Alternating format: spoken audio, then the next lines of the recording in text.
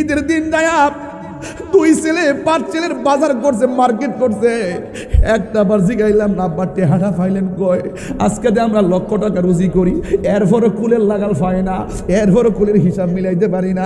বাপটা কেমনে শুধু দান বেচছে, আমার এমন ভাবে লেখাপড়া করাইলো, রেজিস্ট্রেশনের টাকা দিল, ফর্ম ফিল আপের টাকা দিল, বিদেশ পাঠাবার টাকা দিল। একটা বার জিগাইলাম না আব্বা আপনি কোথায় থেকে টাকা পাইছেন, কোথায় থেকে আপনি বাজারটা করছেন? এই বাপটা যখন বুড়া হইয়া যায়, ঘরের কোনায় বৈশা বৈশা যখন কাশে, তোমার ছেলে তোমার বউর কাছে বিরক্ত লাগে, তোমার কাছে বিরক্ত লাগে। নিজে বিল্ডিং করে থাকো, সুন্দর বিছানায় থাকো, মার বিছানার মধ্যে গন্ধ করে, বিছানাটা একবার ধয় না, দুলাবালি পুরা চট লাগিয়া রয়েছে, এরপরে দৌত করে না। আমি তাহিরি ওয়াজ শুই না লাফাইস না রে বাবা, আমি তাহিরি মায়ের দুয়ার ফসল। আমার মাও যখন এতেকাফ করছে, নিজে যাইয়া বিছনার থেকে তুললা, নতুন জামা পরাইয়া, আঞ্জা দিয়া দইরা, ঘরে ঘরে রুমে রুমে বউয়াইতে জিফুদাইতে নিয়া দোয়া লইছি। এ মা সিদিক কেন দোয়া লই? বাপটা তো নাই, কার কাছ থেকে দোয়া নিমু? এই জন্য বাপের কষ্ট দিয়া তাহিরির সামনে বসে ওয়াজ শুনবা, হাসি তামসা করবা, বাটপারি দান্দালে ছাইরা দিতেইব। বাপ মানে কষ্ট দিয়া তাহিরের কাছে মুরিদ হইয়া আব্বা আব্বা করবা। তোমার মতো মুরিদ তাহিরির দরকার নাই।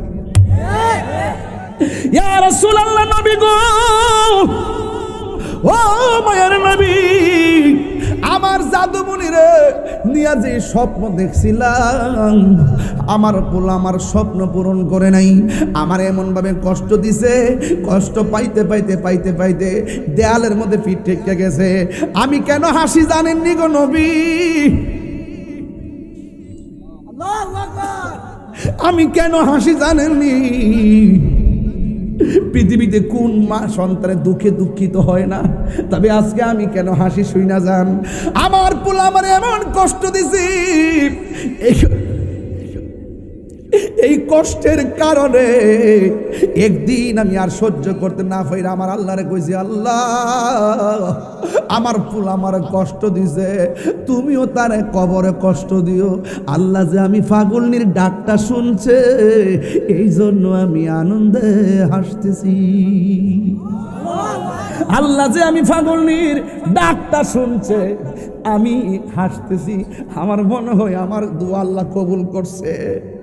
আমার নবী তো উম্মতের কান্ডারি, সন্তানের প্রতি মায়ের দরদ আর উম্মতের প্রতি নবীর দরদ আকাশ পাতাল পার্থক্য।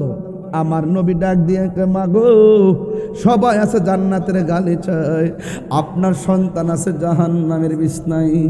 একটা বার আপনার সন্তানদের দেখলে বুঝতেন কত কষ্ট।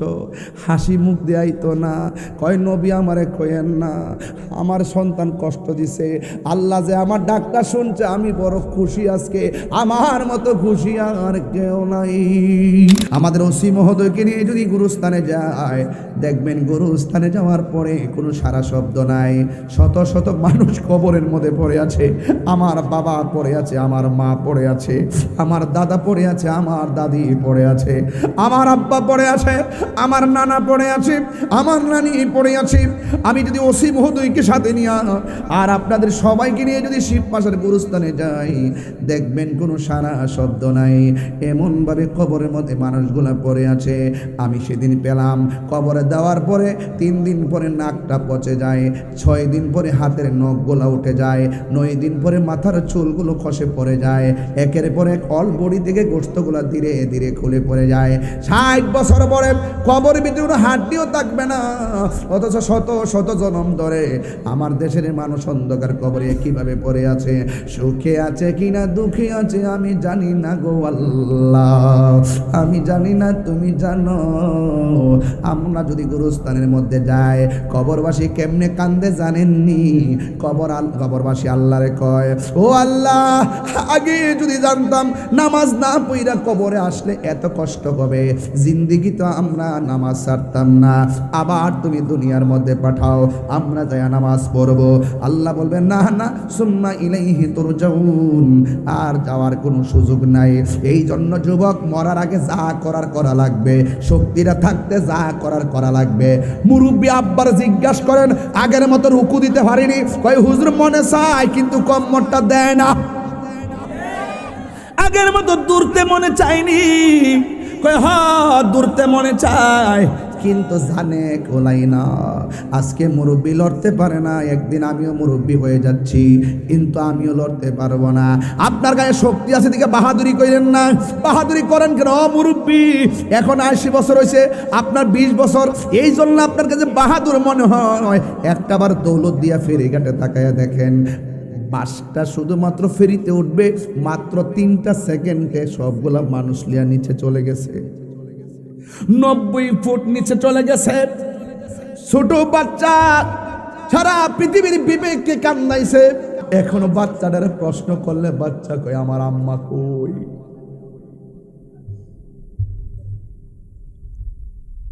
আমার আম্মা কই। পৃথিবীর মধ্যে মা মা ওই, পৃথিবীর মধ্যে মার তুলনা কেবল মা ওই। সন্তান উপরে উঠে গেছে, মা দুনিয়া থেকে বিদায় হইয়া গেছে। এক মামা তার বাগ্নির ব্যাগ হাতের মধ্যে লইয়া কই, আমার বাগ্নি বাসের ভিতরে থাইকা পানিতে শ্বাস ফালাইছে কেমনে? শ্বাস না ফালাইতে ফালাইতে বুঝি চলে গেছে। আপনারা জবান খুলে কোন হায়াতের মালিককে? সে নিজেও জানে না। দৌলত দিয়ে ফেরিঘাটে গেলে এইভাবে বাসে ভিতরটিকে পানির নিচে মারা যাবে, সে জানে না। এই জন্য আমি বলবো বান্দারি, যুবক রয়েছে বলে বাহাদুরি করো না। যুবকের সামনে আজরাইল এসে জানটা নিয়ে যাবে। এই জন্য আমার আল্লাহ বলেন, আমি যারে ইচ্ছে করি কবর ভিতরে মানুষ সুখে কিনা দুঃখে আছে দেখার ক্ষমতা দান করি। এটাই একমাত্র আমার নবী রহমাতুল আলামিন যখন গুরুস্থানে যাইতেন, গুরুস্থানে দেখতেন কার নিচে জান্নাতের গালিচা পেঁচানো আছে, আবার দেখতেন কে জাহান্নামের আগুনে ছটফট করতেছে। আপনারা জবান খুলে বলুন, আমার নবী দেখার ক্ষমতা আছে না নাই? নবীকে ক্ষমতা দিছে কে? আরো বড় করে বলো কে? এই জন্য আমার নবী, আপনার নবী রহমাতুল আলামিন বলেন, আমি যখন মেরাজের মধ্যে গেলাম, আল্লাহ মানে অনেক আযাব দেখাইছি, আল্লাহ আমারে অনেকগুলা কষ্ট দেখাইছে, কিন্তু আমি দেখলাম সব চাইতে বেশি কষ্ট হলো কবরের আযাব। এই কবর যারা ভালো হবে, হাসরের ময়দান তারা ভালো হয়ে যাবে। এই কবরে যে ধরা খেয়ে যাবে, হাসরের ময়দানে সে ধরা হয়ে যাবে। কারণ কবরটা হলো আখিরাতের প্রথম মঞ্জিল। কথা বলেন ঠিক কিনা বলেন? আল্লাহ রাব্বুল আলামিন কোরআনে বলেন, মিনহা খালাকনাকুম ওয়া ফিহা নুঈদুকুম ওয়া মিনহা নুখরিজুকুম তারাতান উখরা। আল্লাহ রাব্বুল আলামিন বলেন, এই মাটি থেকেই তোমাকে সৃষ্টি করা হয়েছে, সেখানেই তোমাকে দাফন করা হবে। এই ময়দান থেকে তোমাকে একদিন উঠানো হবে। যেই দিন তোমাকে উঠানো হবে, গাটটা সোজা করে তোমাকে উঠানো হবে না, গাটটা বাঁকা করে উঠানো হবে। খবরে যে কাফনের কাপড় দেখতেছো, এই কাপড় পরাইয়া তোমার হাসরের ময়দানে উঠানো হবে না। সুপার মার্কেটের কোনো কাপড় পরাইয়া তোমাকে হাসরের ময়দানে উঠানো হবে না। আল্লাহর হাবিব বলেন, সেই দিন মানুষ কবর থেকে উলঙ্গ অবস্থায় উঠবে, তা গায়ের মধ্যে কোনো কাপড় থাকবে না। ওই দিন উঠবেন বাহাদুরের মধ্যে কেউ উঠতে পারবেন না। এমন একটা ময়দান, এমপি বলবে আমি তোমারে চিনি না, মন্ত্রী বলবে আমি তোমারে চিনি না, জনম দুঃখিনী আম্মা বলবে তোমারে চিনি না। যার ইয়া নফসির সময় সামনে অপেক্ষা করতেছে। আরে হাসরের মাঠ তো পরের কথা, এই শিবপাশা জমিনে যার ঘরে আজরাইল আসবে, সে বুঝে ওই সময়টা কত কঠিন। কথা বলেন ঠিক কিনা? 7 সমুদ্র 13 নদীর পানি মুখের মধ্যে ঢেলে দিল, পানি তৃষ্ণা মিটবে না রে। সেই দিন মা পাশে বসে থাকবে, আজরাইল দেখবে না। দাদা বসে থাকবে, আজরাইল দেখবে না। ভাই বসে থাকবে, আজরাইল দেখবে না। বন্ধু বসে থাকবে, আজরাইল দেখবে না। আপনজন বসে থাকবে, আজরাইল দেখবে না। শুধুমাত্র একটাই কথা, এত বিশাল বড় আজরাইল, যার মাথার মধ্যে 7 সমুদ্র 13 নদীর পানি ঢেলে দিলে 1 ফোঁটা পানিও পায়ের তলায় পড়বে না। এত বড় আজরাইল বুঝি আমার ঘরে আইসা আমার দাদারে লইয়া গেছে রে। এত বড় আজরাইল আইসা বুঝি আমার দাদিরে লইয়া গেছে। এমন একদিন হবে রে, আমার সামনে বুঝি আজরাইল আইসা দাঁড়াইব। কি উপায় হবে, কি হবে ওই সময়। এত বিশাল বড় আজরাইল ঘরের ভিতরে ঢুইকা রুহুটারে সার্জারি কইরা নিয়ে যাইব খাঁচার ভেতর। ও চিন পাখি কেমনে আসে যায় খাঁচার ভেতর। ও চিন পাখি কেমনে আসে যায়। তার ধরতে পারলে মন বেড়ি, তারে ধরতে পারলে মন বেড়ি দিতা পাখির পায় কেমনে আসে যায়। Birampur HD media, the Islamic YouTube channel. মুরব্বিয়ান ইকরাম, যুবক ভাইরা, পর্দার আড়ালে অবস্থানরতা আমার সরলা অবলা মা ও বোনেরা, শিবপাশা প্রশাসনবৃন্দ, আজমিরিগঞ্জের প্রশাসনবৃন্দ, হবিগঞ্জের প্রশাসনবৃন্দ, ইলেকট্রিক মিডিয়া, প্রিন্ট মিডিয়া, যারা এই বৈরী আবহাওয়ার ভিতরেও আশা ছেড়ে দিয়েছিলেন মাহফিল হবে কি হবে না। দিনের বেলায় যে মুষলধারে বৃষ্টি, এই বৃষ্টি যদি এখন হতো আমরা মাহফিল করতে পারতাম না। আমরা দিনের বেলার বৃষ্টি থেকে অনেকে হতাশ হয়ে গিয়েছিলাম। আল্লাহ বলছেন লা তাকনাতু মির রাহমাতিল্লাহ, তোমরা নিরাশ হইও না, আমার রহমত অফুরন্ত, শুধু ধৈর্য ধারণ করে থাকো, ধৈর্যের ফল মিষ্টি হয়। আজকে ধৈর্যের ফল উপভোগ করার কারণেই এখন আমরা মাহফিলটি সুন্দর করে প্রাণবন্ত উচ্ছ্বাসিত পরিবেশে করার মতন সুযোগ পেয়েছি। শুকরিয়াতান পড়ুন আলহামদুলিল্লাহ। লাখ কোটি দরুদ ও সালাম ওই নবীজি নূরানি কদম মোবারকে, যিনি হায়াতুন নবী, নূর নবী, গায়েবের খবর দেনওয়ালা হুজুর নূর সাল্লাল্লাহু আলাইহি ওয়াসাল্লামের উম্মত হিসাবে আল্লাহ পাক আমাদের সকলকে কবুল করেছেন। এই জন্যে শুকরিয়াতান আবারও পড়ি আলহামদুলিল্লাহ। আজকে কি বাবা মাইকের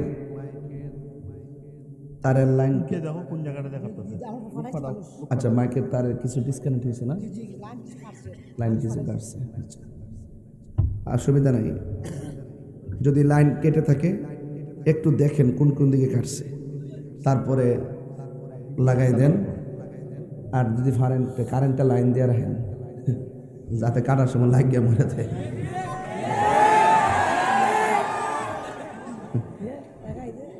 কথা ঠিক আছে কি না?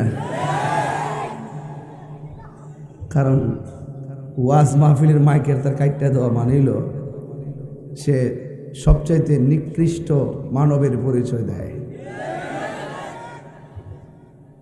তো যাই হোক, যেই যে জায়গাগুলো ডিসকানেক্ট যতটুকু পারেন সংযোগ করে দেন। আল্লাহ যেন আমাদের সকলকে বোঝার তৌফিক দান করবেন, আমিন।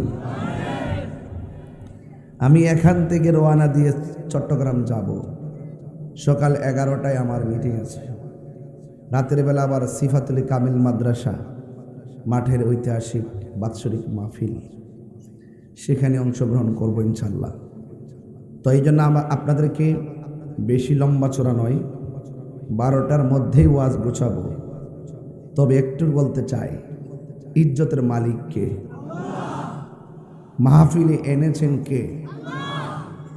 এই মাহফিল থেকে নিয়ে যাবেন কে? যারা মুর্দা, যারা জিন্দা, তারা কি এক? তারা কি এক? ওয়ামা ইয়াস্তাবিল আহইয়াউ ওয়ালাল আমওয়াত। যারা মুর্দা, যারা জিন্দা, তারা কখনো এক হতে পারে না। জিন্দা মানুষ যারা আছেন, কথা বলতেছেন, বাজারে যাইতেছেন, চাহিদা মিটাচ্ছেন, দেশ এবং প্রবাসে কথা বলতেছেন, আর শিব প্রাসাদে কবরস্থানে যারা শুয়ে আছে তারা কি চাইলেই আমাদের সঙ্গে যোগাযোগ করতে পারতেছে? আমরা তাদের কাছে যাইতেছি, তারা কি আমাদের ঘরে আসতেছে? এই জন্য আল্লাহ বলছেন যারা মুর্দা যারা জিন্দা তারা এক হতে পারে না। জিন্দা মানুষের ঘরে আগুন লাগলে 10 জন আগুন নিভাইতে আসে, আর মুর্দা মানুষের কবরে আগুন লাগলে দুনিয়ার কেউ নিভাইবার সুযোগ নেই। এই জন্য আল্লাহ বলছেন ওয়ামা ইয়াস্তাবিল আহইয়াউ ওয়ালাল আমওয়াত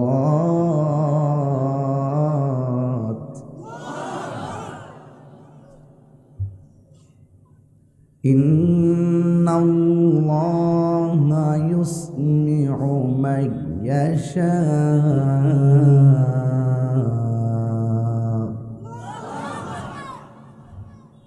আল্লাহ রাব্বুল আলামিন বলেন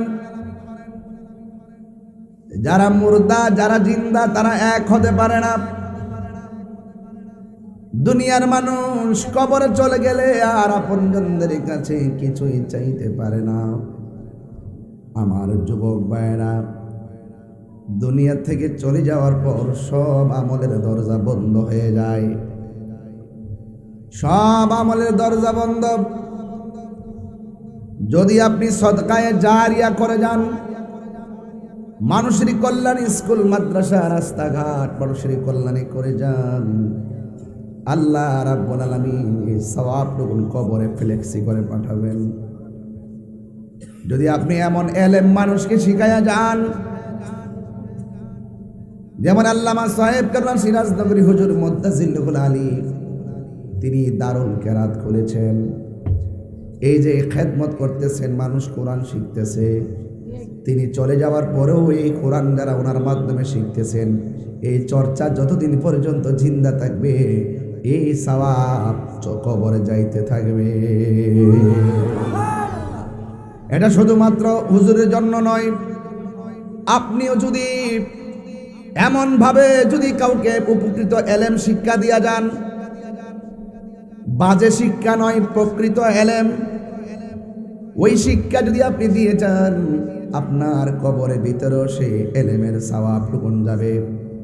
আর যদি আপনি নেক সন্তান রেখে যান, আপনি মারা যাওয়ার পরে আপনার সম্পদ নিয়ে সন্তান বাড়াবাড়ি করবে না, রক্তাক্ত করবে না।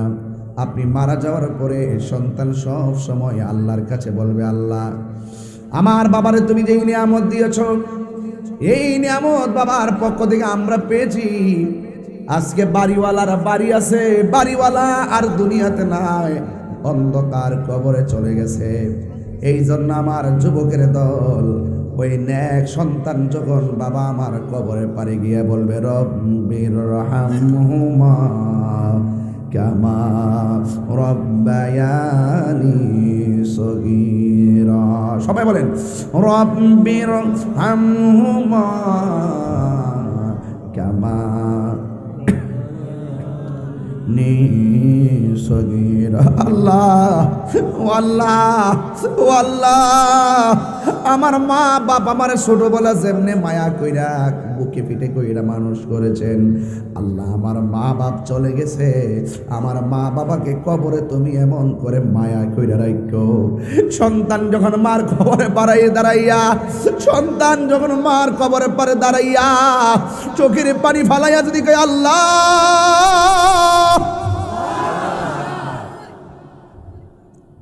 যদি চোখের পানি ফেলে ডাক দিয়ে আল্লাহ আমার মা বাপ আমার ছোটবেলায় যেমন করে আদর করে লালন পালন করেছেন, আমার মা বাবাকে মন করে তুমি মায়া কইরো।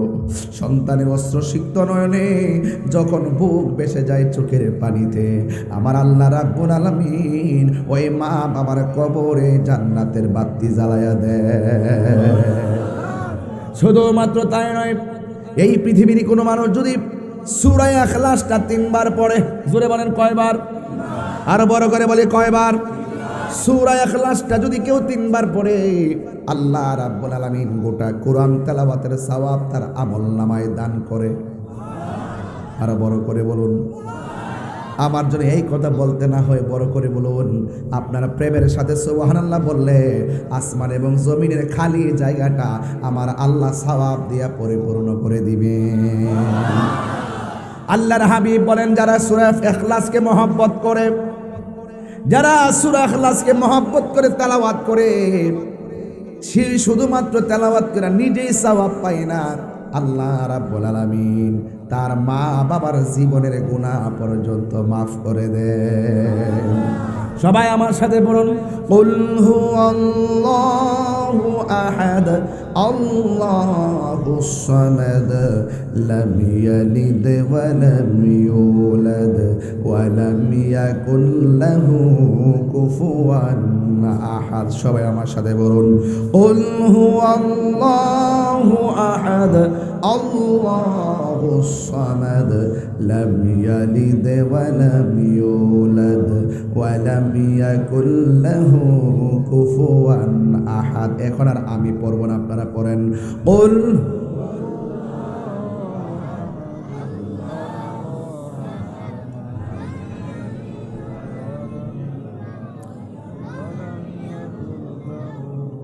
এই সূরাটা কি অনেক বড় নাকি ছোট, কঠিন নাকি সহজ?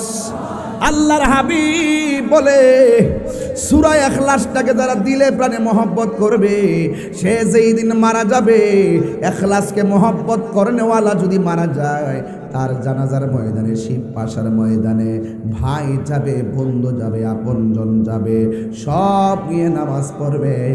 কিন্তু আমার নবী বলেন, যারা সূরা ইখলাসকে মহব্বত করে বেশি বেশি তেলাওয়াত করবেন, এই সূরাটা কিন্তু মা ফাতেমা বেশি আমল করতেন। জোরে কোন ফাতেমা? মা ফাতেমা বেশি আমল করতেন। তিনি ফজরের নামাজের পর 10 বার পড়তেন, 11 বার পড়তেন। মাগরিবের নামাজের পরে 11 বার সূরা ইখলাসটা পড়তেন। আল্লাহর হাবিব ডাক দিয়া বলে, ফাতেমা,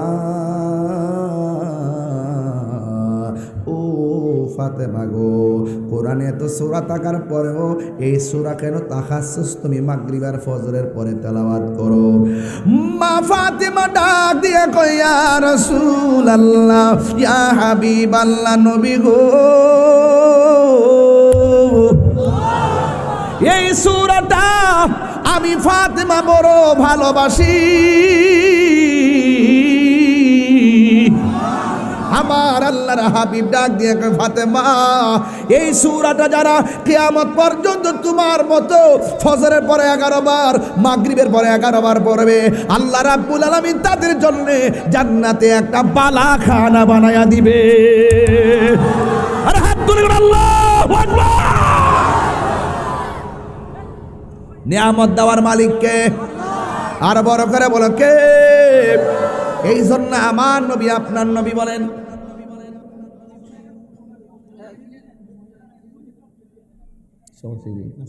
না বলে এনতে যেতে কোন, ইহানতে যেতে কোন, ইহানতে যেতে কোন, মানে তো সত্যি কোন। আস্তে, সব অভিযোগ করো না। আচ্ছা, এখান থেকে দূরে যে কথা কথা করবো তো চলবে। আল্লাহু আকবার জোরে কর না কেন? আমি সময়ের খেয়াল করে কথা বলতেছি, সময়ের খেয়াল আছে না, যে পরে লাটকা বয়ে গেলাম একবারে আস্তে আস্তে মানে বাড়তে থাকে, এরকম না, সময়টা কাজে লাগাইতেছি, আপনারা বোঝার চেষ্টা করবেন। আচ্ছা বলেন তো, সূরা ফাতিহা, সূরা ইখলাস কি খুব কঠিন? আপনারা আমার সাথে পড়ছেন না? আমি বন্ধ করে পড়তে কি পড়ছেন না আপনারা? তাইলে বোঝা গেল শতকরা 70 না 90% পোলাপানো মুরব্বীরাও এই সূরাটা পারে না। কি বাজান, পারে কিনা জানাইছেন? আমাদের ওসিমদের ভাষা এটা কোন? সবাই বলেন, কুল হুয়াল্লাহু আহাদ আল্লাহুস সামাদ লাম ইয়ালিদ ওয়া লাম ইউলাদ ওয়া লাম ইয়াকুল লাহু কুফুয়ান আহাদ। এই সূরাটা যারা মহব্বতে তেলাওয়াত করবে, একদিন তো আমিও মারা যাব, আর একদিন তো আপনিও মারা যাবেন। কেউ দিনে মারা যাবে, কেউ রাতে মারা যাবে, কেউ সকালে মারা যাবে, কেউ দুপুরে মারা যাবে, কেউ দেশে মারা যাবে, কেউ বিদেশে মারা যাবে। আপনারা জবান খুলে কোন খাঁচার পচিন পাখিটা বের করে নিয়ে যাবেন কে? শিবপুরের মাঠে জানাজা হবে। একটি সুখ সংবাদ, খুব ভারী কথা কিন্তু এটা, অনেক ভারী আওয়াজ কিন্তু এটা। একটি সুখ সংবাদ, যার বাপ চলে যায় সে জানে এটার ওজন কত, যার বন্ধু চলে যায় সে বুঝে এটার ওজন কত। একটি সুখ সংবাদ, এমকে মারা গেছে। আমার নবী আপনার নবী বলেন, সে যখন মারা যাবে যদি তার অন্তরের ভিতরে সূরা ইখলাসের মহব্বত থাকে, তার জানাজার ভিতরে ভাই যাবে, ভাই যাবে, বন্ধু যাবে, বাবা যাবে, আপনজন যাবে, দোকানদার ওয়ালা যাবে, শ্রমিক যাবে, সবাই তার জানাজার নামাজে শরীক হবে। আমার নবী বলেন সূরা ইখলাসকে মহব্বত করে যারা মারা যায় তাদের জানাজার ভিতরে শুধুমাত্র আপনজনরাই আসবে না, ইখলাসকে মহব্বত করার কারণে, কুল হুয়াল্লাহকে মহব্বত করার কারণে আমার আল্লাহ তার জানাজার মধ্যে জিব্রাইল আর মিকাইলকে পাঠায়া দেয়। এটা একটা সূরা ইখলাসের তাফসীর করতে যাচ্ছি, পাইছিলাম আর কি, তাফসীর করছিলাম। খাঁচার ভেতর ওঠিন পাখি কেমনে আসে যায়। দেখছেন নিজ পাখিটারে, কথা কনা এক্সরে করলে দেখা জানি পাখিটারে, বারুদ দেখা যায়, কিডনি দেখা যায়, সব দেখা যায়, রগ শিরা উপশিরা সব দেখা যায়, কয়টা হাড্ডি সব দেখা যায়, মগজ দেখা যায়। খাঁচার ভেতর ওচিন পাখি কেমনে আসে যায়, তারে ধরতে পারলে মন বেড়ি, তারে ধরতে পারলে মন বেড়ি দিতাম পাখির পায় কেমনে আসে যায়। খাঁচার ভেতর ওচিন পাখি কেমনে আসে যায়। মন তুই রইলি খাঁচার আসে, খাঁচা যে তোর কাঁচা বাসে। মন তুই রইলি খাঁচার আসে, খাঁচা যে তোর কাঁচা বাসে। কোন দিন কাঁচা পড়বে খসে, কোন দিন খাঁচা পড়বে খসে। পাগল কেঁদে কময় কেমনে আসে যায়। খাঁচার ভেতর ওচিন পাখি কেমনে আসে যায়, তারে ধরতে পারলে মন বেড়ি, তারে ধরতে পারলে মন বেড়ি দিতাম কেমনে আসে যায়। তারে ধরতে পারলে মন বেড়ি, তারে ধরতে হে মন বেড়ি দিতাম পাখির পায় কেমনে আসে যায়। জোরে জোরে কে আল্লাহু আকবার বলা যাবে না? পাখিটা বের হওয়ার আগে সময়ের মূল্য দরকার আছে না নাই? এই অচিন পাখিটা যাওয়ার আগে নিজেকে চিনার দরকার আছে না নাই? আমার হাত লড়তেছে কয় ভিতরে পাখি আছে, আমার চোখ তাকাইতেছে কয় ভিতরে পাখি আছে, আমার ঠোঁট লড়তেছে কয় ভিতরে পাখি আছে, আমার পা চলতেছে কয় ভিতরে পাখি আছে, আমার ব্রেন খেলাইতেছে কয় ভিতরে পাখি আছে, আমার পদ পদবি আসতেছে কয় ভিতরে পাখি আছে। ও যুবকের দল, এই পাখি যখন বের হয়ে যাবে কেউ তোমার তাহির হিসাব বলবে না, সবাই বলবে মরহুমের লাশ এসেছে। হাত ধরে বলো ঠিক কিনা বলো। ইয়া রাসূল জিন্দাবাদ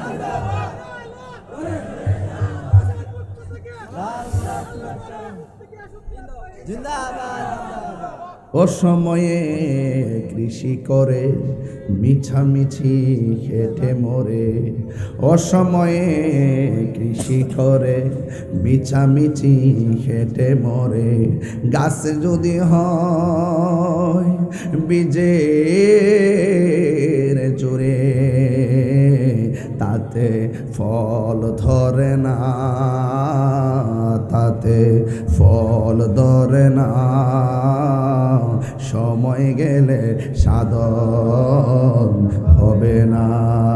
হরে মন, সময় গেলে সাধন হবে না। জাননি মন, খালে বিলে থাকে না মিন, জল শুকালে। এই কথা কোন ঠিক কিনা? মিন মানে হলো মাছ, মিন মানে কি? মাছ। জাননি মন, খালে বিলে থাকে না মিন, জল শুকালে। খালের মধ্যে পানি না থাকলে মাছ থাকবো নি? কি আর হবে পাতাল দিলে? পাতাল দিলে মানে কারেন্টের জাল। খালের মধ্যে পানি ছাড়া খালের মধ্যে কারেন্টের জাল দিলে মাছ লাগবো নি? কথা কনা, কথা কনা, এগুলো বুঝেন না তো? বুঝতেইব, অর্থ বুঝতেইব। আরে বাবা, পানির মধ্যে খালের মধ্যে পানি না থাকলে কারেন্টের জাল দিলে মাছ লাগতো না, খাওয়া লাগবো। কথা কন, কথা কন, ঠিক না বেটি? জাননি মন, খালে বিলে থাকে না মিন, জল শুকালে। কি আর হবে পাতাল দিলে?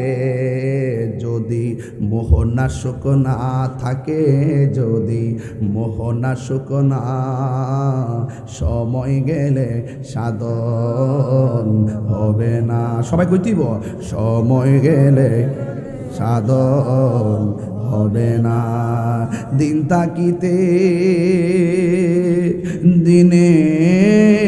দিনের সাধন কেন করলি না?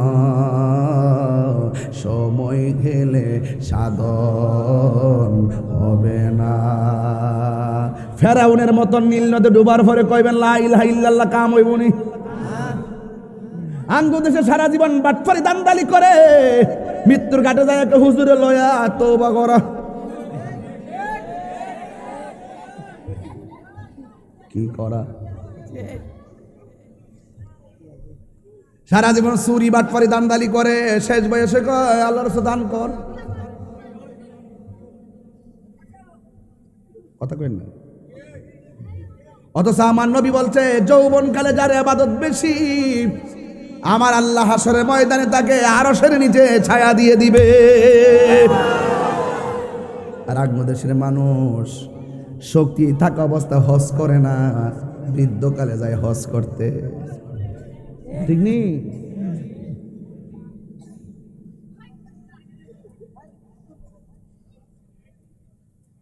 এই আপনারা সামনে অনেক ছেলেগুলা বসছেন, এগুলো তো আমাকে ডিস্টার্ব করতেছেন। আপনারা কথা না বলে চুপচাপ থাকেন। আমি একটু উপরে কথা বলতেছি, লোকাল কোনো কথা বলতেছি না, খণ্ড খণ্ড পাট পাট কিছু গুরুত্বপূর্ণ কথা বলতেছি। একটা ঘটনা ধরলে তো একটা ঘটনা এবার শেষ হয়ে যাবে, মাঝে মাঝে ডানে বামে যাওয়া যাবে না। এই জন্য আমি কিছু খণ্ড খণ্ড হেদায়েতমূলক কথা বলতেছি, ঠিক কি না? পারে কে যাবি নবীর নৌকাতে আয়, রূপ কাষ্টেরি নৌকা খানি, রূপ কাষ্টেরি নৌকা খানি, নাই ডোবার ভয় পারে কে যাবি নবীর নৌকাতে আয়। নবী না মানে যারা 100% বেঈমান তারা এই জমিনে। হাত তুলে বলো ঠিক কিনা বলো। আমি জাগলেই তো মাঠ জেগে যায়, আমি আওয়াজ করলে মাঠে স্পন্দন তৈরি হয়ে যায়। আমার যুবক ছেলেরা, নবী আছে না নাই? নবীর মোহাম্মত দরকার আছে না নাই? আমার নবী শিব পাশার মাহফিল দেখার ক্ষমতা আছে না নাই? আমার নবী শরীর মুবারকে কবরে থাকার ক্ষমতা আছে না নাই? আমার নবী হাসরের মাঠে সুপারিশ করার ক্ষমতা আছে না নাই? আমার নবী আপনাকে তরাইবার ক্ষমতা আছে না নাই? আমার নবীকে ভালোবাসলে আল্লাহ খুশি হয় কি হয় না? নবী আছে, নামাজের দাম আছে, নবী আছে, রোজার দাম আছে, নবী আছে, হজের দাম আছে, নবী আছে, যাকাতের দাম আছে। নবী নাই, কুছ ভি নেই, কিছুই নাই, কিছুই নাই, কিছুই নাই। কথা বলেন ঠিক কি না?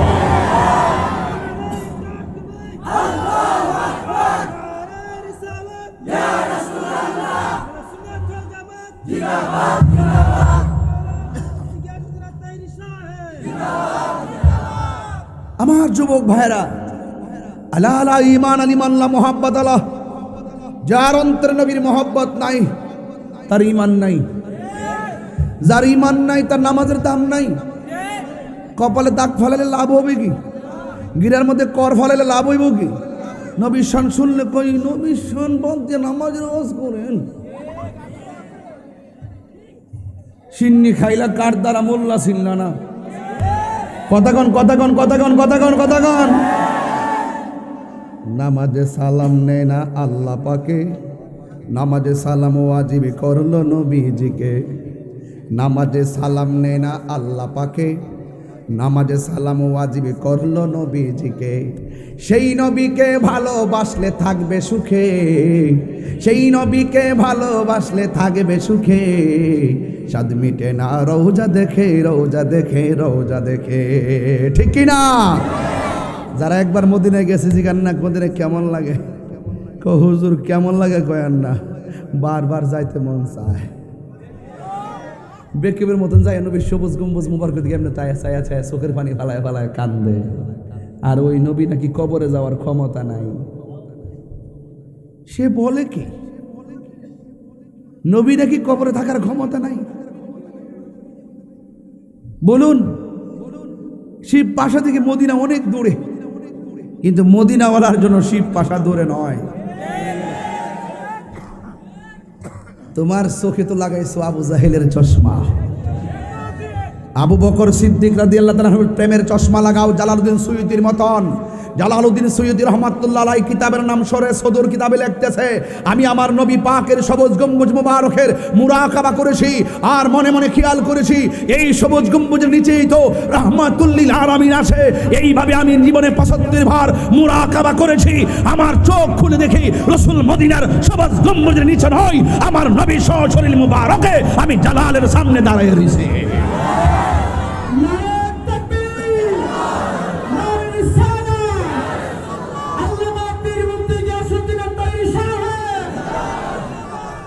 আলহামদুলিল্লাহ। কোন গর্ব করে বলতে পারি আমরা নবী পাকের উম্মত। কথা বলেন ঠিক কিনা?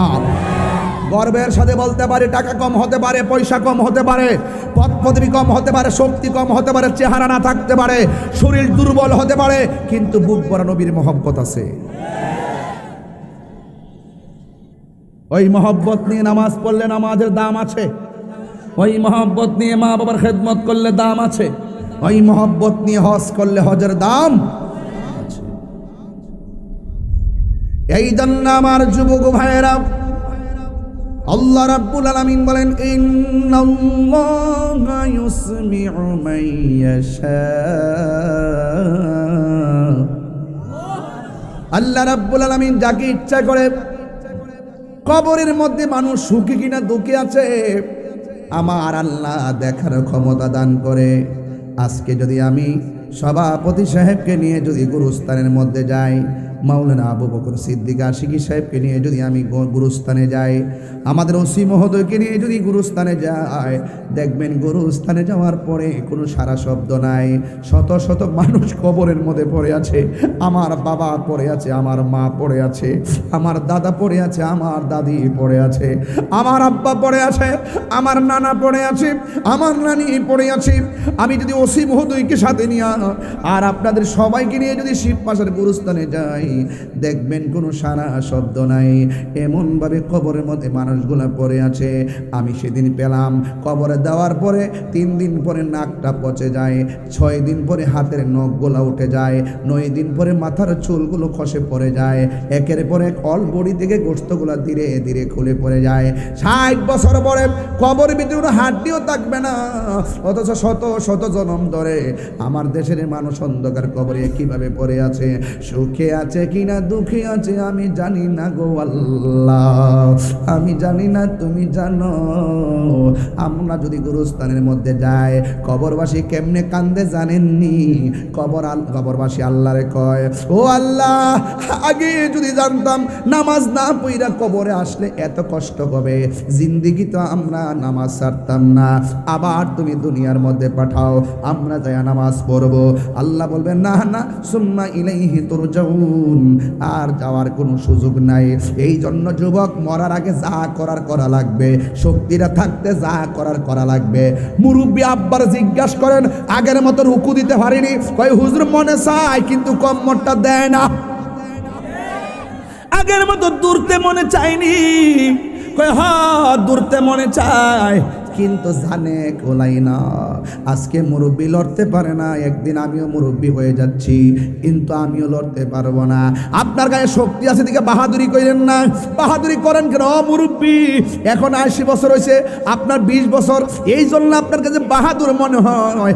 একটাবার দৌলত দিয়া ফেরিঘাটে তাকায়া দেখেন, বাসটা শুধুমাত্র ফেরিতে উঠবে, মাত্র 3টা সেকেন্ডে সবগুলা মানুষ লিয়া নিচে চলে গেছে, 90 ফুট নিচে চলে গেছে। ছোট বাচ্চা সারা পৃথিবীর বিবেককে কান্দাইছে, মা ছিল। এখনো বাচ্চাটারে প্রশ্ন করলে বাচ্চা কই আমার আম্মা কই,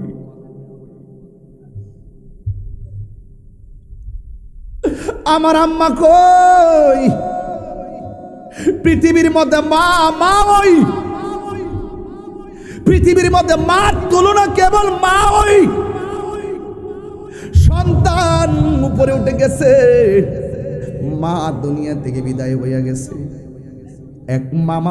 এক মামা তার বাগ্নির ব্যাগ হাতের মধ্যে লইয়া কই, আমার বাগ্নি বাসের ভিতরে থাইকা পানিতে শ্বাস ফালাইছে কেমনে? শ্বাস না ফালাইতে ফালাইতে বুঝি চলে গেছে। আপনারা জবান খুলে কোন হায়াতের মালিককে? সে নিজেও জানে না। দৌলত দিয়ে ফেরিঘাটে গেলে এইভাবে বাসে ভিতরটিকে পানির নিচে মারা যাবে, সে জানে না। এই জন্য আমি বলবো, বান্দারি যুবক রয়েছে বলে বাহাদুরি করো না, যুবকের সামনে আজরাইলে সে জানটা নিয়ে যাবে। এই জন্য আমার আল্লাহ বলেন, আমি যারে ইচ্ছে করি কবর ভিতরে মানুষ সুখে কিনা দুঃখে আছে দেখার ক্ষমতা দান করি। এটাই একমাত্র আমার নবী রহমাতুল লিল আলামিন যখন গুরুস্থানে যাইতেন, গুরুস্থানে দেখতেন কার নিচে জান্নাতের গালিচা পেঁচানো আছে, আবার দেখতেন কে জাহান্নামের আগুনে ছটফট করতেছে। আপনারা জবান খুলে বলুন, আমার নবী দেখার ক্ষমতা আছে না নাই? নবীকে ক্ষমতা দিছে কে? আরো বড় করে বলো কে? এই জন্য আমার নবী, আপনার নবী রহমাতুল লিল আলামিন বলেন, আমি যখন মেরাজের মধ্যে গেলাম, আল্লাহ মানে অনেক আযাব দেখাইছি, আল্লাহ আমারে অনেকগুলা কষ্ট দেখাইছে, কিন্তু আমি দেখলাম সব চাইতে বেশি কষ্ট হলো কবরের আযাব। এই কবর যারা ভালো হবে, হাসরের ময়দান তারা ভালো হয়ে যাবে। এই কবরে যে ধরা খেয়ে যাবে, হাসরের ময়দানে সে ধরা হয়ে যাবে। কারণ কবরটা হলো আখিরাতের প্রথম মঞ্জিল। কথা বলেন ঠিক কিনা বলেন? আল্লাহ রাব্বুল আলামিন কোরআনে বলেন, মিনহা খালাকনাকুম ওয়া ফিহা নুঈদুকুম ওয়া মিনহা নুখরিজুকুম তারাতান উখরা। আল্লাহ রাব্বুল আলামিন বলেন, এই মাটি থেকেই তোমাকে সৃষ্টি করা হয়েছে, সেখানেই তোমাকে দাফন করা হবে। এই ময়দান থেকে তোমাকে একদিন উঠানো হবে। যেই দিন তোমাকে উঠানো হবে, গাটটা সোজা করে তোমাকে উঠানো হবে না, গাটটা বাঁকা করে উঠানো হবে। কবরে যে কাফনের কাপড় দেখতেছো, এই কাপড় পরাইয়া তোমার হাসরের ময়দানে উঠানো হবে না। সুপার মার্কেটের কোনো কাপড় পরাইয়া তোমাকে হাসরের ময়দানে উঠানো হবে না।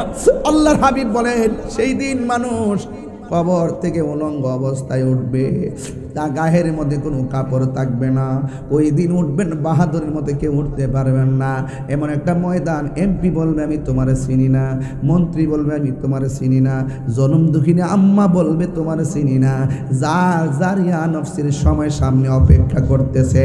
আরে হাসরের মাঠ তো পরের কথা, এই শিবপাশা জমিনে যার ঘরে আজরাইল আসবে, সে বুঝে ওই সময়টা কত কঠিন। কথা বলেন ঠিক কিনা? সাত সমুদ্র 13 নদীর পানি মুখের মধ্যে ঢেলে দিল, পানি তৃষ্ণা মিটবে না রে। সেই দিন মা পাশে বসে থাকবে, আজরাইল দেখবে না। দাদা বসে থাকবে, আজরাইল দেখবে না। ভাই বসে থাকবে, আজরাইল দেখবে না।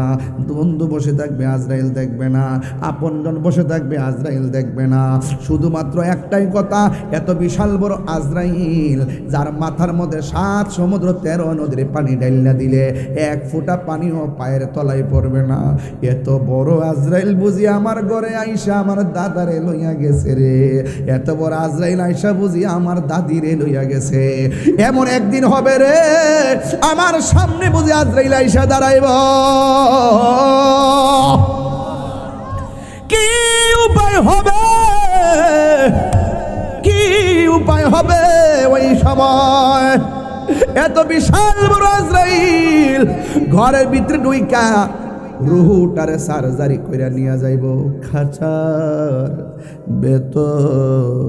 ও চিন পাখি কেমনে আসে যায় খাঁচার ভেতর। ও চিন পাখি কেমনে আসে যায়, তার ধরতে পারলে মন বেড়ি, তারে ধরতে পারলে মন বেড়ি দিতা পাখির পায় কেমনে আসে যায় খাঁচার ভেতর। ও চিন পাখি কেমনে আসে যায়। ইয়া আইয়াতুহান নাফসুল মুতমাইন্না ইরজিই ইলা রাব্বিকি রাদিয়াতাম মারদিয়া ফাদখুলি ফি ইবাদি ওয়াদখুলি জান্নাতি। হায়াতের মালিককে আমার নবী, আপনার নবী রহমাতুল লিল আলামিন গুরুস্থানে গেলেন। কি কোথায় গেলেন? গুরুস্থান, কবরস্থান। আহা, গুর মানে অন্ধকার, গুর মানে কি? স্থান মানে জায়গা, আধারের জায়গা। নামটা কি? কবর।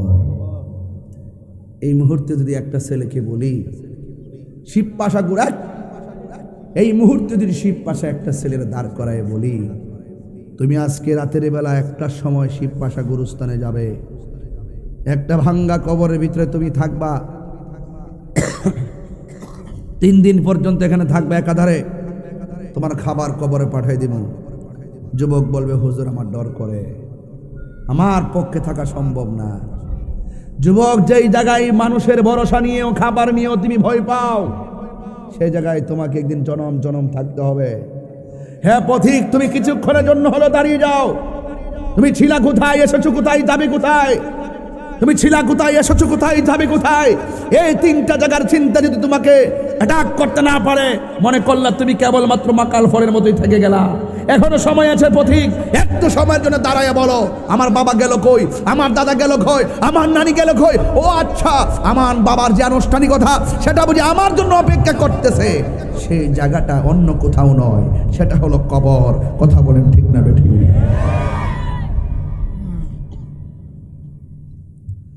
আমার যুবক ভাইয়েরা কথা বলবেন না, বেশি লম্বা চূড়া আলোচনা করব না। আমার নবী কবরস্থানের মধ্যে গেলেন, যাওয়ার পরে আমার নবী কবরস্থানটা হলো নতুন, জোরে কোন কি? নতুন গুরুস্থানের মধ্যে আমার নবী গেলেন। যাওয়ার পরে আমার নবী দেখলেন ওই গুরুস্থানের ভিতরে অনেকগুলা কবর লাশ পড়ে আছে।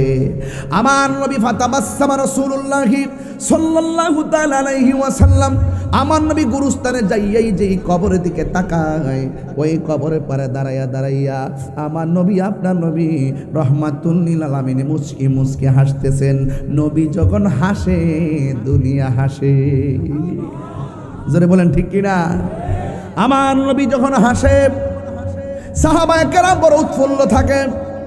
সাহাবায়ে কেরাম নবীর পিছনে পিছনে গেল। যাওয়ার পরে সাহাবায়ে কেরাম আমার নবীর চেহারা মুবারকের দিকে তাকালেন। আমার নবী কবরস্থানের ভিতরে ঢুকলেন। আপনারা জবান খুলে বলুন, আমার নবী কবরবাসীর কবরের আযাব দেখার ক্ষমতা আছে না? না আছে? নবীকে ক্ষমতা দিছে কে? এত মর্যাদা পৃথিবীর কোন নবী কি পাইছে? আরো বড় করে কোন নবী কি পাইছে? সব দিছেন আমার আল্লাহ। চিৎকার মেরে দিয়েছেন কে? আল্লাহ। আল্লাহর হাবিব গেলেন গুরুস্থানে। এই কথাগুলো খুব গুরুত্বপূর্ণ। নবী যখন গুরুস্থানের মধ্যে গেছে, যাওয়ার পরে আমার নবী তাকায়া দেখেন ওই গুরুস্থানের ভিতরে মানুষের বডির নিচে আমার আল্লাহ রাব্বুল আলামিন জান্নাতের গালিচা বিছায়া রাখছে। জোরে বলেন না, জান্নাতের গালিচা বিছায়া রাখার ক্ষমতা কার? কি ব্যাপার বাবা? বাতাসটা খারাপ, তাহলে জিকির মেরে দিতাম না কিতা? জিকির মারলই তো চলবো ইনশাল্লাহ। মাশাল্লাহ। আস্তে আস্তে রাখ বলা ভান্ডি। আমি চাই সুন্দর করে লাইন মতো ওয়াজ করতাম, আর তোমরা ভোলা ভান্ডি চাও জিকির। কষ্ট লাগে তখন যখন মানুষ এটার ভিতরে বাজনা দিয়া ডিজে গান বানায় দিয়া যখন আজমিরগঞ্জ নদীর মধ্যে ড্যান্স দেয়, তখন তো মানুষে মনে করে তাহিরি মনে গান গায়। আমাদের ওসি মহোদয় বসা আছে। আমি যাতে কোনো ওয়াজ করছি, একটা ভাষা কি কোনো নর্মাল ইউজ করছি? আধ্যাত্মিক চেতনায় কথা বলতেছি, হ্যাঁ ঠিক না? খুব ভিতরে ঢুকে কথা বলতেছি। ছোট্ট একটা বাতাস আইছে, উইরা যাইতেছে গা। হ্যাঁ, মরণের বাতাস পাইলে কি তুইব? দয়াল্লাহ তুফান ডাইলে যেমনি আল্লাহরে ডাকে, সুস্থ অবস্থায় যদি আল্লাহর এর অর্ধেক ডাকতো, আজমিরগঞ্জ শিবপাশের মানুষ অর্ধেক আল্লাহর ওলি হয়ে যাবে। একটা বাতাসের মিস কল দিছে, ফাতি নেতারি উঠে গেছে গা।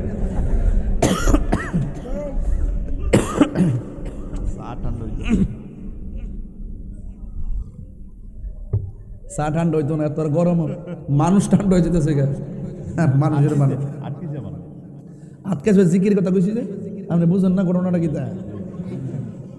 এটা তোমাকে শান শুনলে পাগল হয়ে যায়, জিকির শুনলে তো পাগল হয়ে যায়। এরপর আজকে কিন্তু বেশি গাইছি, তবে আধ্যাত্মিকভাবে গাইছি আর কি, আধ্যাত্মিকভাবে গাইছি। প্রাণ দয়াল রে অহন আর যাইতো না। কি একটা পাগলের দেশ হয়ে বললাম। আল্লাহ ও আল্লাহ, এ তুফান এলে কি অসুবিধা আছে? এমন একটা জিকির দিমু, মনে আসেনি? ফে ভানি খারিয়া ছাতি লই আছে ওই যে নদীর ভার, মনে আসেনি? ও হিডা হইতো হিডা খালি একটা রং এনা ধরছি, অস্ত্র জমা দিছি, ট্রেনিং কেয়ার জমা দিলাইছি। হ্যাঁ, বৃষ্টি আইলে আইব, বাতাসটার বেশি মজা লাগতেছে। কথা কোন ঠিক না বেঠি? প্রাণ দয়াল রে গৃহস্থেরা দলে দলে হাঁস মুরগি কতই পালে, সন্ধ্যা হলে ডাক দিয়া লয় ঘরে। যার যত পালিত ছিল সকল রে তো ঘরে নিল, আমি একা রইলাম অন্ধকারে। প্রাণ দয়াল রে সন্ধ্যা হইল ডাকি দিলে না মোরে, সন্ধ্যা হইল ডাক দিলে না মোরে। প্রাণ দয়াল রে সন্ধ্যা হইল ডাকি দিলে না মোরে। ঠিক কিনা বলেন? প্রাণ দয়াল রে আর পরীক্ষার সময় নাই, কর জোরে ক্ষমা চাই। শেষের খেয়া না নিলাই আমারে, আমার দিন কি এমনি যাবে, লোকে তোমায় কি বলিবে। এই দুঃখ রইল তাহিরির অন্তরে। প্রাণ দয়াল রে সন্ধ্যা হইল ডাকি দিলে না মোরে, সন্ধ্যা হইল ডাক দিলে না মোরে। প্রাণ দয়াল রে সন্ধ্যা হইল ডাকি দিলে। হায়াত কি ফুরাই যাইতেছে, কথা কোন ঠিক কিনা? আর আমরা ফুলাফান হে বাড়ির যাবে লেগে পাগল হয়ে গেছে, নকল বাড়ির যাবে লেগে পাগল হয়ে গেছে, আসল বাড়ির কথা করে নকল বাড়ির জন্য পাগল হয়ে যায়। খবরদার, নিঃশ্বাসের কোনো বিশ্বাস, আর বর্গ নিঃশ্বাসের কোনো বিশ্বাস নাই।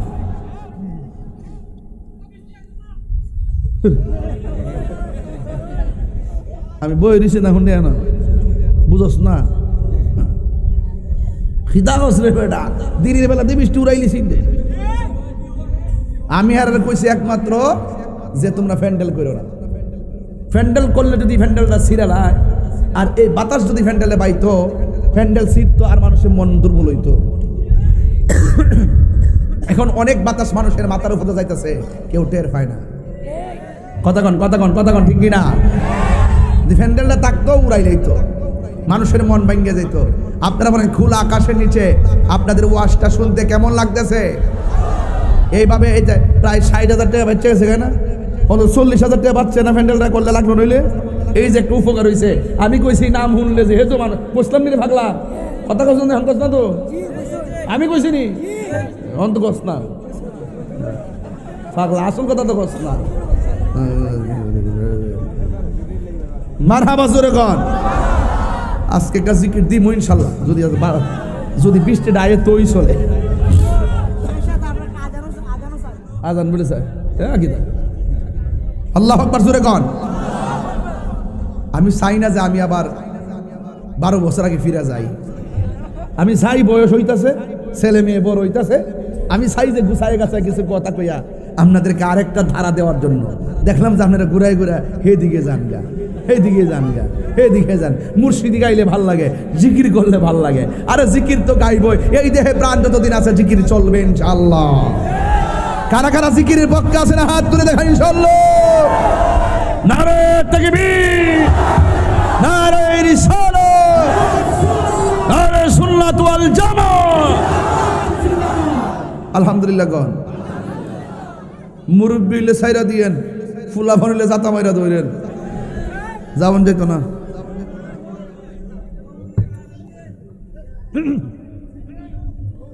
কই জানে গেছিলাম,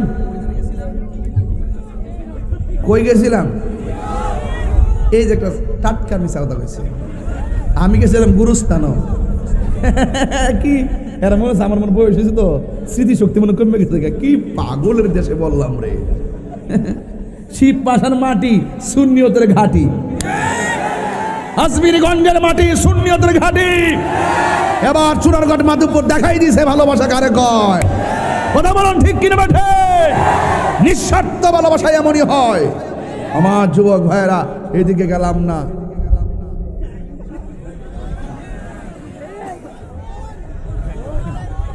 আমার একটা এখন একটা জ্বালা বাড়ছে নতুন করে, কইতাম নি রে বাবা। নতুন জ্বালা রইলো, আগে রাস্তাতে গেলে তাই রুজু জায়গা, অন গেলে কি মোমবাতি জায়গা, মাথা ফুরা এলে মনো ওয়াজ গেল সুলগান মাইরা দে। হ্যাঁ মাশাআল্লাহ, আলহামদুলিল্লাহ জোরে কোনা গেলে গিয়া। সুন্নিদের একটা ব্যাপার স্যাপার তো আসই। অনেক মানুষকে হুজুর ওয়াজ ওইটা রাজনীতি আলাপ করেন না। ও মাগো, আমরা ওয়াজ আয়াতে আমরা সারা জীবন রাজনীতির বক্তব্য দিলাই। অন আমারটা আমি কইতাম না, আপনি কইবেন। আপনারটা আপনি মার সাজায় কই না, আমারটা আমি কই। এখন শিয়ানে শিয়ানে হয়েছে। তাহিরি হুজুর ফেলে দেওয়ার পারছন না, খেলা হবে ইনশাল্লাহ। যতদিন যাবে জেলা টু উপজেলা, উপজেলা টু ইউনিয়ন, ইউনিয়ন থেকে ওয়ার্ড পর্যন্ত, ঘরে ঘরে পর্যন্ত আমরা আমাদের সুন্নিয়তের অবস্থানকে রাজনৈতিকভাবে, রাষ্ট্রীয়ভাবে জানান দেওয়ার জন্য সার্বভৌমত্ব সুরক্ষায় আমরা প্রস্তুত আছি। কথা বলেন ঠিক না বলেন?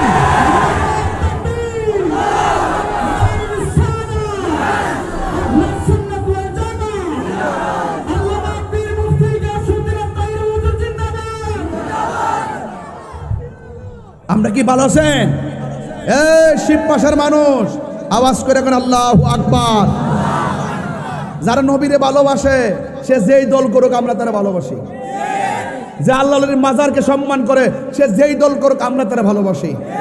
যে সুন্নিয়তকে ভালোবাসে সে যেই দল করুক আমরা তাকে ভালোবাসি। কথা হবে শিয়ানে শিয়ানে। এবার কথা হবে শর্ত টু শর্ত। তোমার মধ্যে নবী আছে, আমরা তোমার সাথে আছি, আর অভিনয় করবা ক্লিয়ার বলে দেবো, নাটক কম করো প্রিয়। যারা মাজার ভাঙ্গার কথা বলে তাদের আশীর্বাদ নেওয়ার জন্য যারা দাঁড়ায় থাকবে তাদেরকে সতর্ক করে দিচ্ছি, যারা আল্লাহর ওলি মাজার ভাঙ্গার জন্য প্রস্তুত তাদের আশীর্বাদ অভিশাপ হয়ে যাবে। সতর্ক থাকবেন বলে দিলাম, কথা বলেন ঠিক না বেঠিক? সতর্ক থাকতে হবে, সতর্ক থাকতে হবে। এদের আমরা 22 আসি নাই,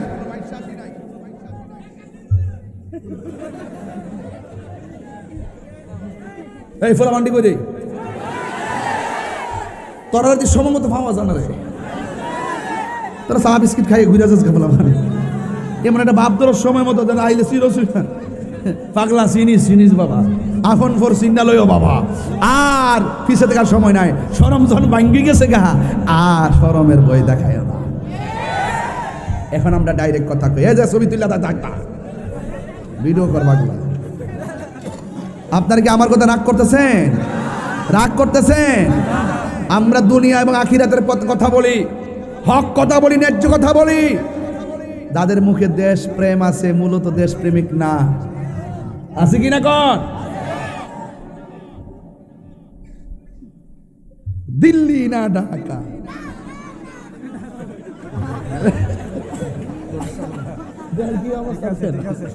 কি অবস্থা দেখছেন নি?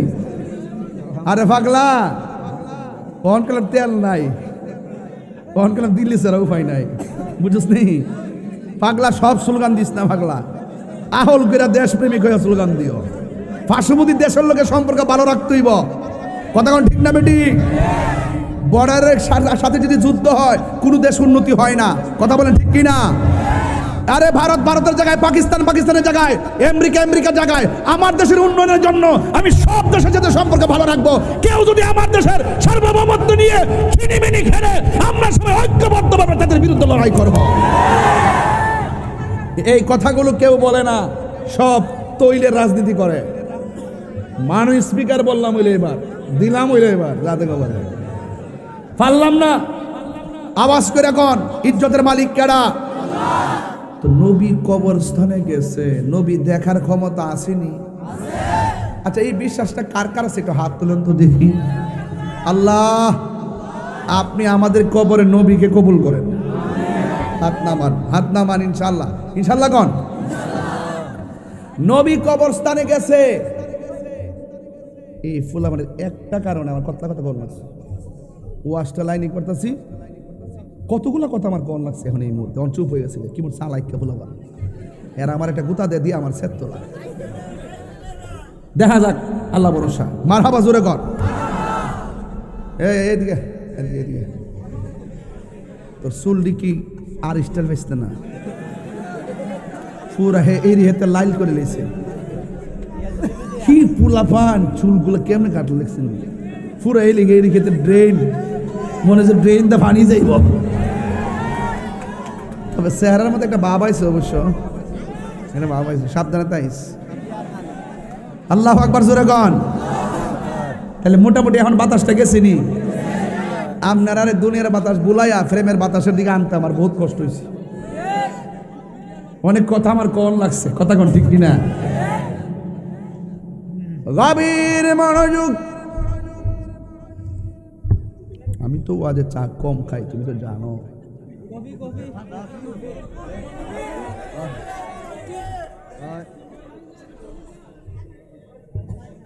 এই শিব পাশাকে আমার নতুন করে চিনান লাগবো? আমি কি শিব পাশা চিনি না? আমার হাত কি আপনারা জানেন না? আমি হক কথা কই। এই যে গত 2 বছর গেছে, আপনি খবর নিয়ে দেখেন কোনো মৌলবী সুদের ওয়াজ করছে না, একমাত্র আমি করছি। অনেক আমার কইছে হুজুর সুদের ওয়াজ কইরেন না আপাতত। আমি বললাম যে তোমরা যখন 200-300 বছর বাঁচবা, তোমরা আপাতত করার দরকার নাই। আর আমি সুদের ওয়াজ কইরা ল্যাংটা করে নিয়েছি। আর নির্বাচন সভা আমার দেশে সুদ করে অভিযোগ, আমি বলে সুদ খাই। নাউজুবিল্লাহ জোরে কর না কেন? সারা জীবন সুদ করে পড়া বয়স দিলাম আমি। আর আমার কাম বিলে খলফনামা বিলে সুদ উল্লেখ করছি। এখানে সঞ্চয়পত্র, আমানত, সুদ 4-5টা কলাম আছে। এটা পূরণ করতে হলফনামা না করলে প্রার্থিতা বাতিল হয়। এখন আমার যেটা যেভাবে উল্লেখ করা আছে ব্যাংকের টাকাটা, এটা কি সুদ? আমি কি নিছি, আমি কি খাইছি, নাকি কাউরে দিছি, নাকি এটা সুদের টাকা? আমার ব্যাংকে আমার তো না নিয়া হলফনামায় 17,000 না 12,000 না 8,000 দিয়া দেখা এইটা তুইলা দিছে, আমি বলে সুদ খাই। ভাবছিল এটা যদি তুইলা দিয়া তাহিরির উপর ফালাই দিয়া যদি জায়েজ করে লাউন যা, তইলে মহাজনদের সাথে বাঁচাই লাগবে।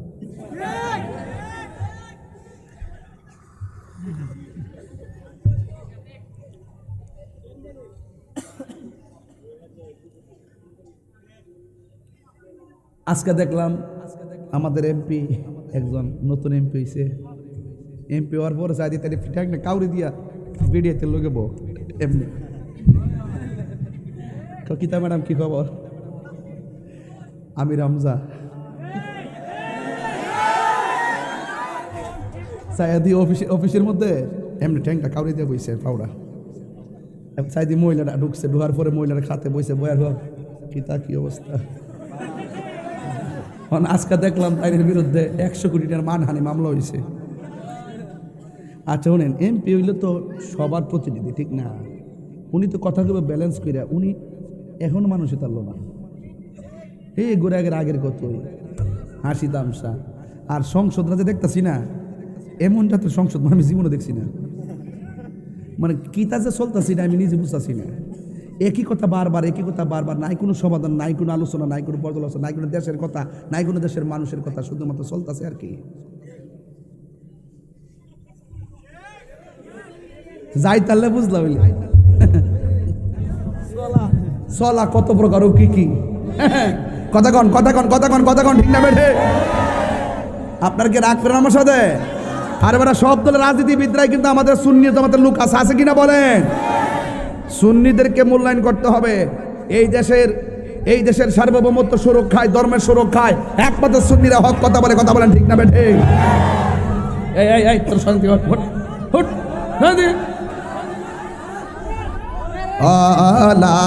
একটা মধুর একটা টান দেন। হক লা ইলাহা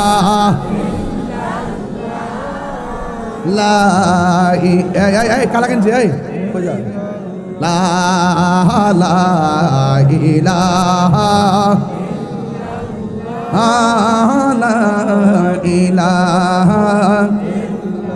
লা বলি লা ইলাহা লা ইলাহা লা ইলাহা লা ইলাহা লা ইলাহা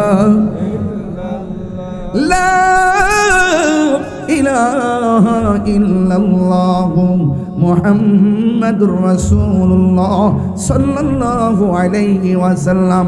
একটা জবান বন্ধ রাখবেন না, মহব্বতে মায়ার সুরে বলুন সুবহানাল্লাহ। শিববাজার বাবারা, আমার নবী আপনার নবী গুরুস্থানের মধ্যে গেলেন, আপনারা জবান খুলে বলুন কবরস্থানের বাড়িটা কি আসল না নকল? আমার নবী গুরুস্থানে যাইয়া একটা কবরের দিকে তাকাইলেন, আমার নবী মুস্কি হাসি দিলেন। দ্বিতীয় নম্বর কবরে তাকাইয়া আমার নবী মুস্কি হাসি দিলেন। তৃতীয় নম্বর কবরে তাকাইয়া আমার নবী মুস্কি হাসি দিলেন। চতুর্থ নম্বর কবরে তাকাইয়া আমার নবী মুস্কি হাসি দিলেন। এইভাবে সব কবরের দিকে তাকাইয়া আমার নবী মুস্কি হাসি দিলেন।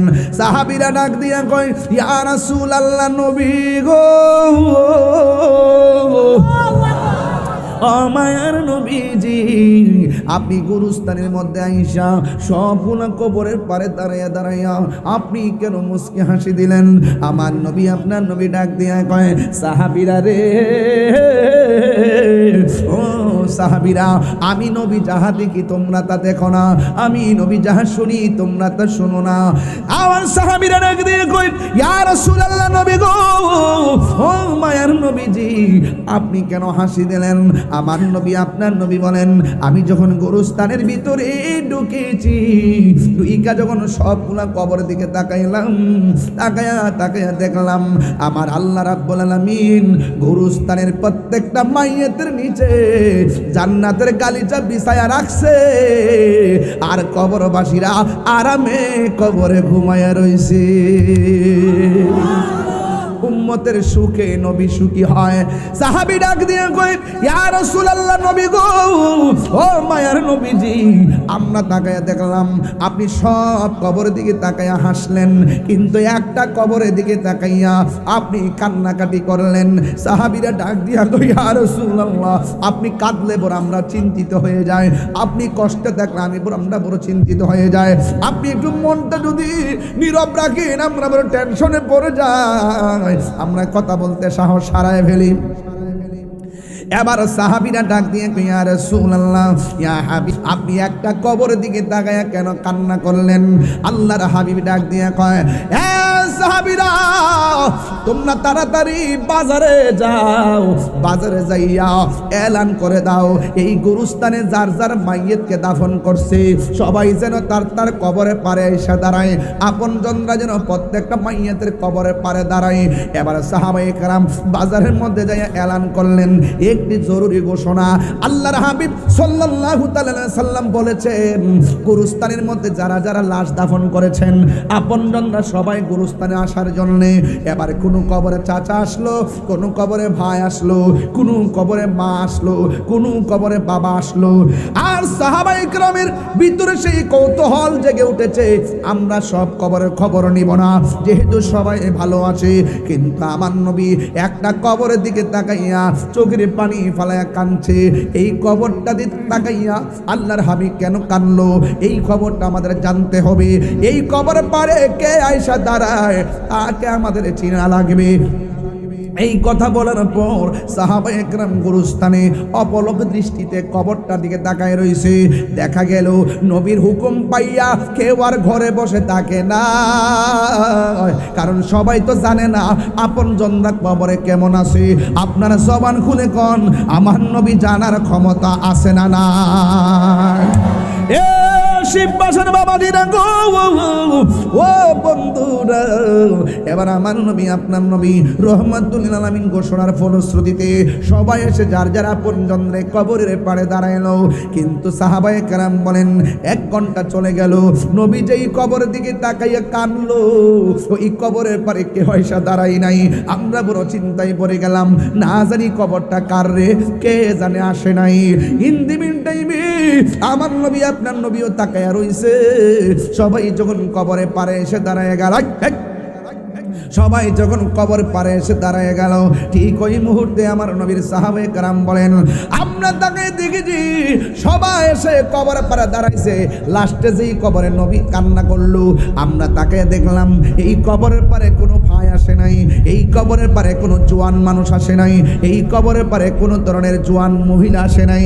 আমরা তাকে দেখলাম আমার নবী যেই কবরের দিকে আসছে চোখের পানি ফালাইয়া কাঁদছে।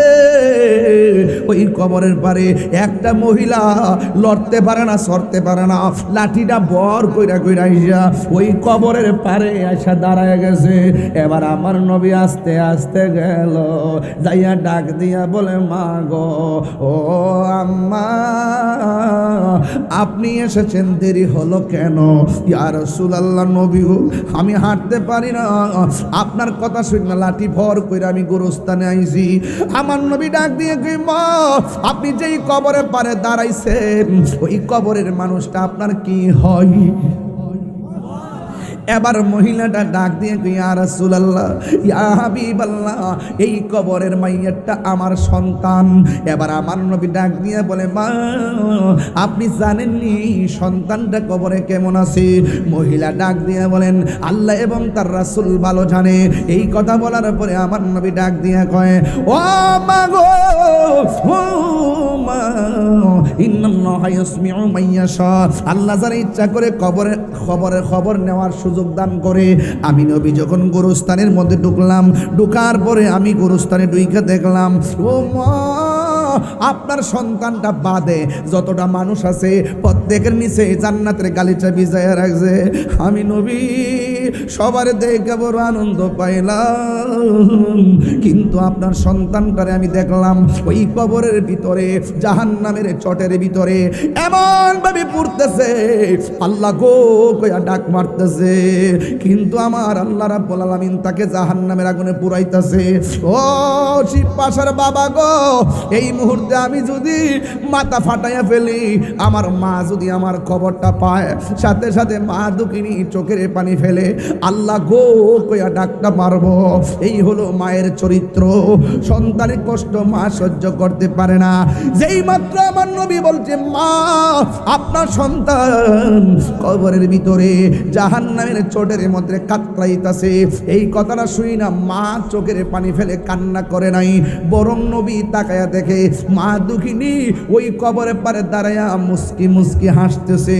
সাহাবায়ে কারাম মনে মনে কয় সন্তানের কষ্ট শুই না মা কেন হাসে, সন্তানের কষ্ট শুই না মা কেন হাসে।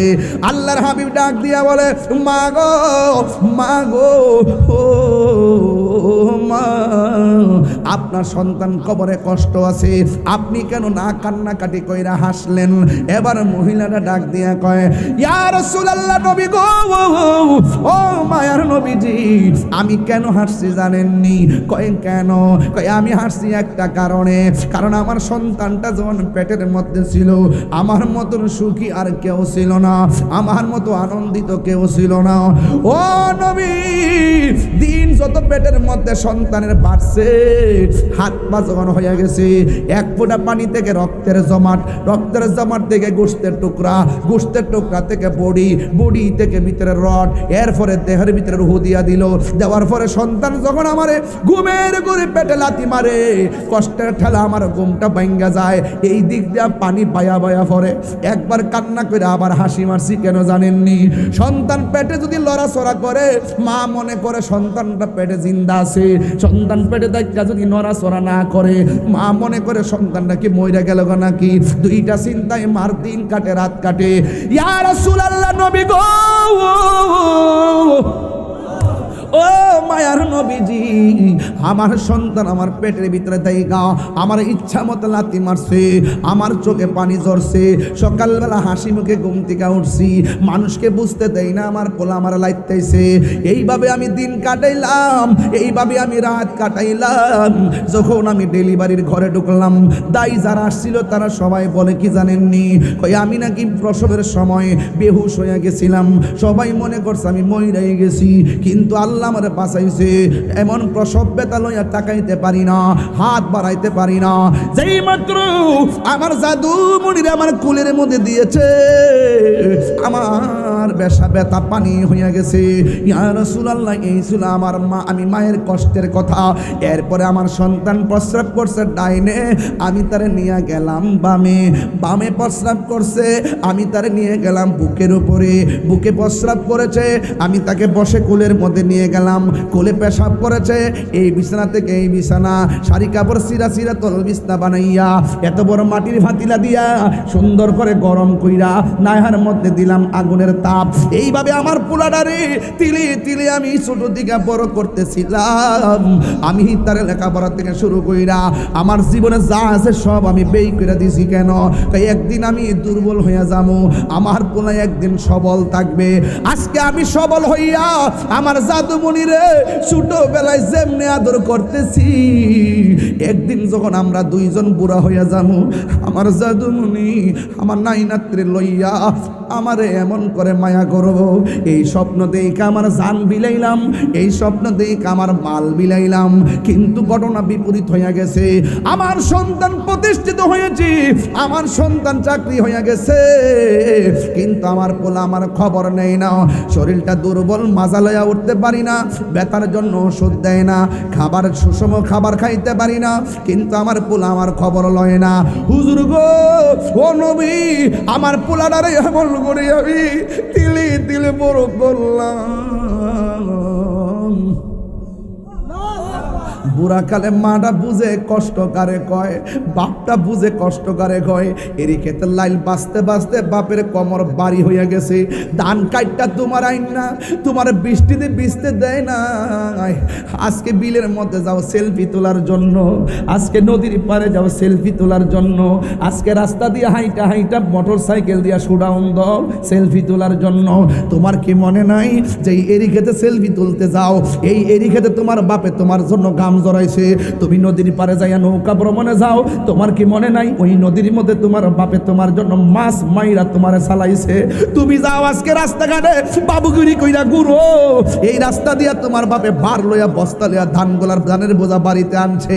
আজকে তুমি উঠানের মধ্যে এই কোনাতে ঘর তুলবা এল সিস্টেম, ওই কোনাতে পাঁচতলা ফাউন্ডেশন, অথচ এই উঠানের ভিতরে তোমার বাবা ধান শুকাইয়া শুকাইয়া তোরে তিলে তিলে মানুষ করছি, তোরে ধান শুকাইছে। বৃষ্টি আসছে, তুই দৌড়াইয়া উঠানে গেছস।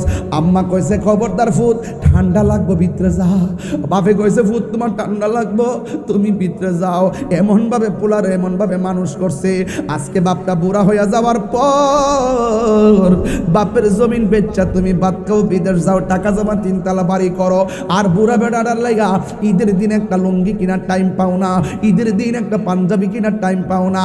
আরে বাপ তো এমন বাপ ছিল, আরে মা তো 10 মাস 10 দিন পেটে সন্তান নিয়ে কষ্ট করে, আর বাপে প্রতিদিন তোমার জন্য কষ্ট করে। 30,000 টাকা বেতন তোমার বাবা পায় নাই, যা পাইছে এরই ক্ষেত্রে দান বেচা তোমার পড়াইছে। একবার জিগাই না আব্বা আমার কাপড় করতে কিনা দিলা, টেহারা পাইছো কও? ব্যাগ বেরা বাজার আনছে, একবার জিগাইলেন আব্বা টেহারা পাইলা কই? ঈদের দিন যায়া 2 ছেলে 5 ছেলের বাজার করছে, মার্কেট করছে, একটা বার জিগাইলাম না আব্বা টেহারা পাইলেন কই? আজকে যে আমরা লক্ষ টাকা রুজি করি, এরপরও কুলের লাগাল পাই না, এরপরও কুলের হিসাব মিলাইতে পারি না। বাপটা কেমনে শুধু দান বেচছে আমার এমনভাবে লেখাপড়া করাইলো, রেজিস্ট্রেশনের টাকা দিল, ফর্ম ফিল আপের টাকা দিল, বিদেশ পাঠাবার টাকা দিল, একটা বার জিগাইলাম না আব্বা আপনি কোথায় থেকে টাকা পাইছেন, কোথায় থেকে আপনি বাজারটা করছেন? এই বাপটা যখন বুড়া হইয়া যায় ঘরের কোনায় বৈশা বৈশা যখন কাশে, তোমার ছেলে তোমার বউর কাছে বিরক্ত লাগে, তোমার কাছে বিরক্ত লাগে। নিজে বিল্ডিং করে থাকো, সুন্দর বিছানায় থাকো, মার বিছানার মধ্যে গন্ধ করে, বিছানাটা একবার ধোয় না, দুলাবালি পুরা চট লাগিয়া রয়েছে, এরপরে দৌত করে না। আমি তাহিরি ওয়াজ শুই না লাফাইস না রে বাবা, আমি তাহিরি মায়ের দুয়ার ফসল। আমার মাও যখন এতে কাপ করছে নিজে যাইয়া বিছনার থেকে তুললা, নতুন জামা পরাইয়া আঞ্জা দিয়া দইরা ঘরে ঘরে রুমে রুমে বোয়াইতে জিফুদাইতে নিয়া দোয়া লইছি। এ মা সিদিক কেন দোয়া লই? বাপটা তো নাই, কার কাছ থেকে দোয়া নিমু? এই জন্য বাপের কষ্ট দিয়া তাহিরির সামনে বসে ওয়াজ শুনবা, হাসি তামসা করবা, বাটপারি দান্দালে ছাইরা দিতে হইব। বাপ মানে কষ্ট দিয়া তাহিরের কাছে মুরিদ হইয়া আব্বা আব্বা করবা। তোমার মতো মুরিদ তাহিরির দরকার নাই। ইয়া রাসূলুল্লাহ নবী গো, ও মায়ের নবী, আমার জাদুমণিরে নিয়া যে স্বপ্ন দেখছিলাম, আমার পোলা আমার স্বপ্ন পূরণ করে নাই, আমার এমনভাবে কষ্ট দিছে, কষ্ট পাইতে পাইতে পাইতে পাইতে দেয়ালের মধ্যে পিঠ ঠেকে গেছে। আমি কেন হাসি জানেননি গো নবী? আমি কেন হাসি জানেননি? পৃথিবীতে কোন মা সন্তানের দুঃখে দুঃখিত হয় না? তবে আজকে আমি কেন হাসি শুই না জান? আমার পোলা আমার এমন কষ্ট দিছি, এই কষ্টের কারণে একদিন আমি আর সহ্য করতে না পারি আমার আল্লাহরে কইছি, আল্লাহ আমার ফুল আমার কষ্ট দিছে, তুমিও তার কবরে কষ্ট দিও। আল্লাহ যে আমি ফাগুলনির ডাকটা শুনছে, এই জন্য আমি আনন্দে হাসতেছি। আল্লাহ যে আমি ফাগুলনির ডাকটা শুনছে, আমি হাসতেছি। আমার মনে হয় আমার দোয়া আল্লাহ কবুল করছে। আমার নবী তো উম্মতের কান্ডারি, সন্তানের প্রতি মায়ের দরদ আর উম্মতের প্রতি নবীর দরদ আকাশ পাতাল পার্থক্য। আমার নবী ডাক দিয়ে মা গো সবাই আছে জান্নাতের গালিচায়, আপনার সন্তান আছে জাহান্নামের বিছনায়। একটা বার আপনার সন্তানদের দেখলে বুঝতেন কত কষ্ট, হাসি মুখ দেয়াই তো না, কয় নবী আমারে কয়েন না, আমার সন্তান কষ্ট দিছে, আল্লাহ যে আমার ডাকটা শুনছে আমি বড় খুশি, আজকে আমার মতো খুশি আর কেউ নাই। তখন আমার নবী আল্লাহর ডাক দিয়া কয়, আল্লাহ গো, ও আল্লাহ, ও আল্লাহ, ও আমার আল্লাহ,